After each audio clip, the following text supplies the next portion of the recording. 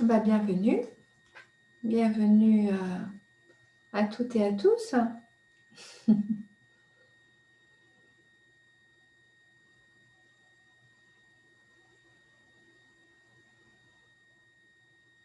Eh bien, ce moment est un grand moment. Vraiment.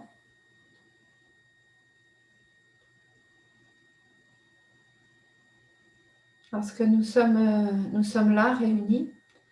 Et souvent, on oublie, on rentre dans des habitudes, vous voyez, dans des habitudes, c'est habituel. On se retrouve toutes les semaines. Et cette habitude, elle nous ferme les yeux.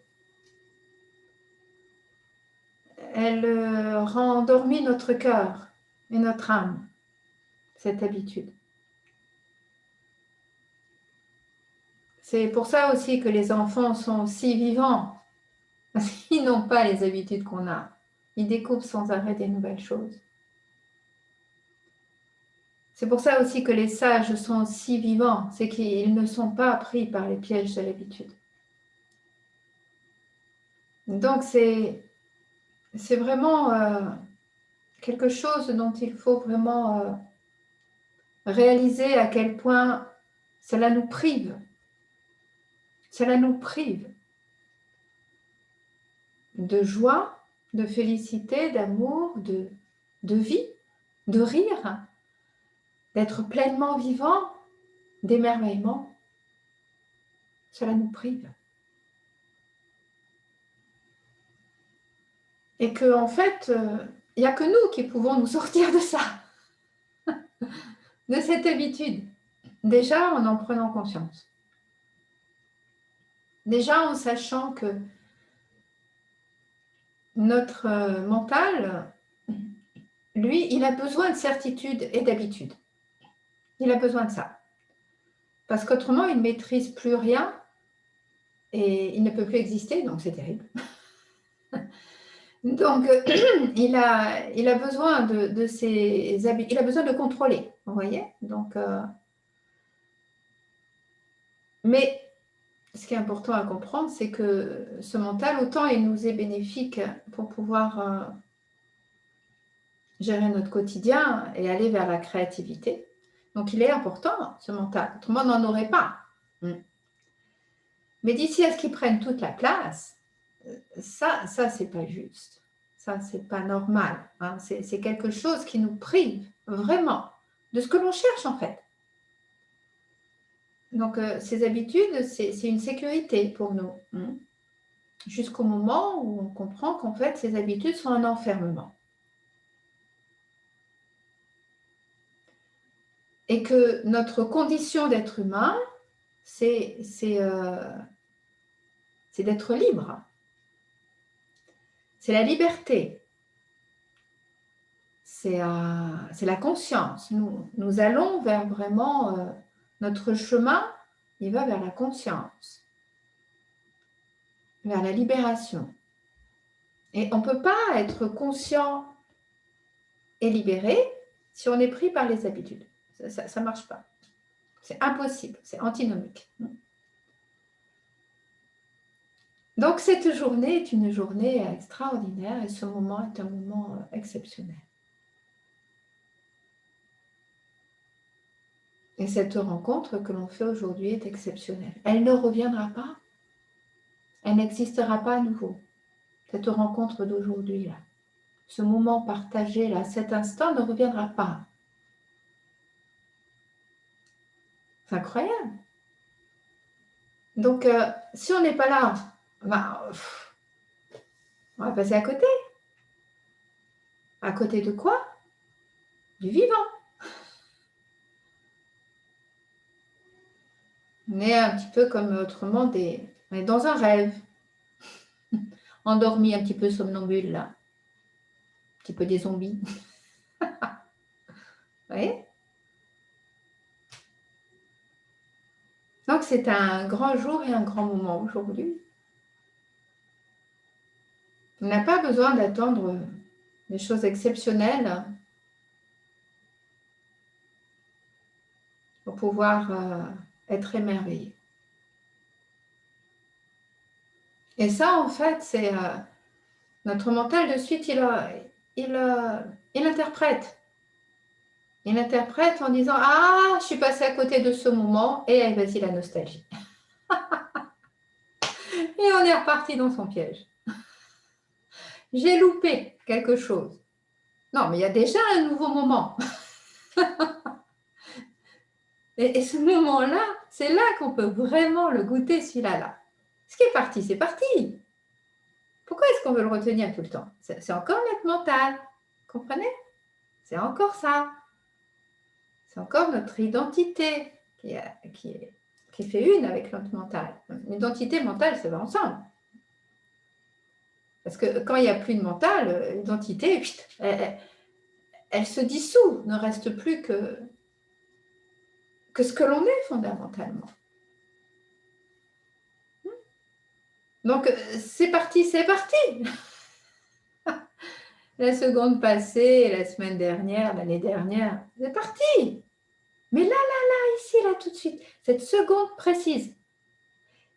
Et c'est extraordinaire parce que ça nous oblige presque à ne pas nous attacher. Vous comprenez? Parce que c'est l'attachement qui va faire souffrir aussi. Ah, c'est parti. Non, je veux pas. Je ne l'ai pas vraiment vécu, donc je veux le retenir. Donc ça aussi, c'est un message des êtres de sagesse. Par exemple, Osho, que j'aime beaucoup, on parle beaucoup. Quand ils disent, quand on vit pleinement son existence, quand on vit pleinement chaque instant, on peut le laisser partir. Quand on ne veut pas laisser partir quelque chose, un événement, quelque chose, un instant, c'est parce qu'on n'était pas là pour le vivre. Tout ce qui est pleinement vécu, vraiment, hein, même pas 90%, à 100%, hein, tout ce qui est pleinement vécu, on peut le laisser partir après. Parce que on le célèbre même. C'est même pas qu'on le laisse simplement partir, on le célèbre. C'est merveilleux. Et c'est là qu'il faut vraiment percevoir à quel point c'est important, que ça ne reste pas simplement une phrase fétiche, vivre à l'instant présent. À force de le dire, ça devient une habitude de le dire aussi. Je vis l'instant présent, ça devient une habitude. Ben non, c'est comprendre fondamentalement que si je suis à 100% dans chaque seconde, je peux la laisser partir. Je peux laisser partir une relation. La personne est partie, elle continue son chemin, elle nous quitte. Ou elle est morte. Ou je ne sais quoi. Ou les événements font que. C'est plus possible.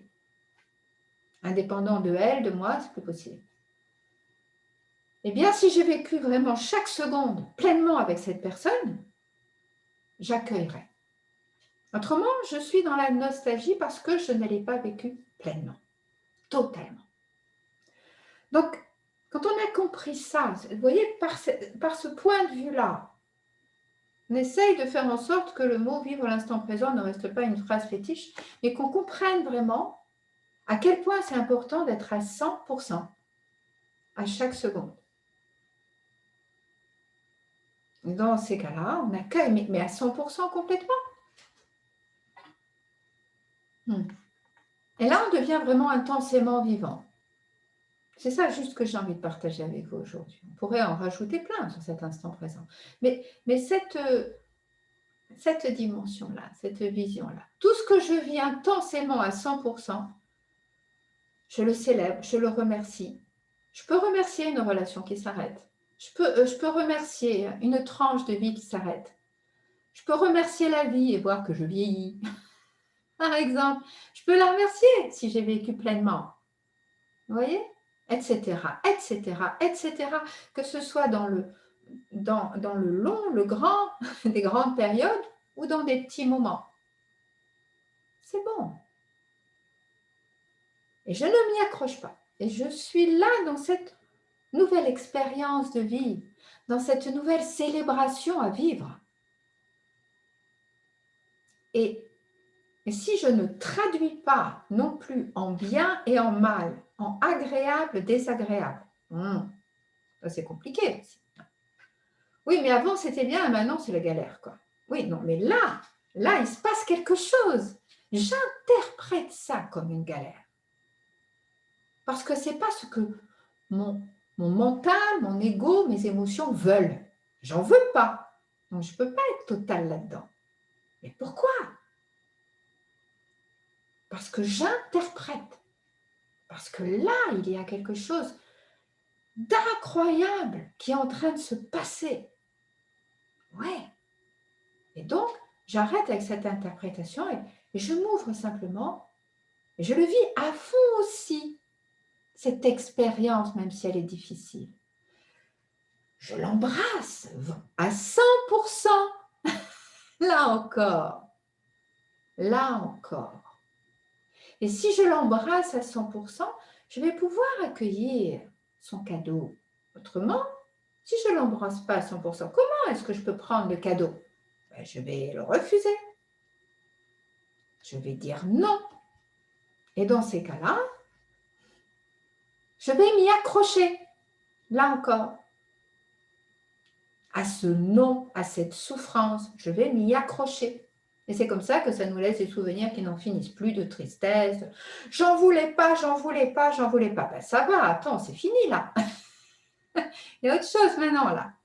Oui, mais j'en voulais pas, tu te rends pas compte. Oui, c'est bon. Voilà, c'est fini. À cet instant, il y a autre chose qui t'est proposé et tu passes à côté parce que tu t'es accroché. Tu as refusé, tu n'as pas été 100%. Même dans l'épreuve. Donc, dans la joie, j'y suis à 100%. C'est dur d'être dans la joie à 100% aussi. Et c'est dur d'être dans l'ordinaire à 100% aussi. Et c'est dur d'être dans l'épreuve à 100% aussi. Mais puisqu'on sait que c'est le secret, puisqu'on le sait, est-ce qu'on peut vraiment dire « Ok, je vais vraiment faire de mon mieux pour accueillir à 100% chaque instant. Et je vais voir qu'est-ce qui se passe. Je vais faire mon expérience. Au-delà de ce que simplement les sages racontent, qui peut être un blablabla, blablabla. Oui, j'ai compris, rien compris du tout, hein, pas assez. Ça devient notre expérience. Et la vraie spiritualité, c'est quoi? C'est une expérience. Une réelle expérience. Pas simplement des mots, des phrases qui sont dites, qui restent intellectuelles. Mais c'est une expérience. On la vit. Et là, on sait. Ce n'est pas une croyance. C'est un vécu. On sait. Et quand on sait quelque chose, vraiment, on ne l'oublie pas. Ça s'imprègne dans nos cellules, même dans nos muscles, même dans nos os, partout. Et en plus, pour l'éternité. C'est-à-dire que dans les messages que nous transmettent les sages, que notre vie ne s'arrête pas à cette vie, eh bien, on en est tellement imprégné qu'on l'emporte avec nous pour l'éternité. Oh. On médite quelques instants.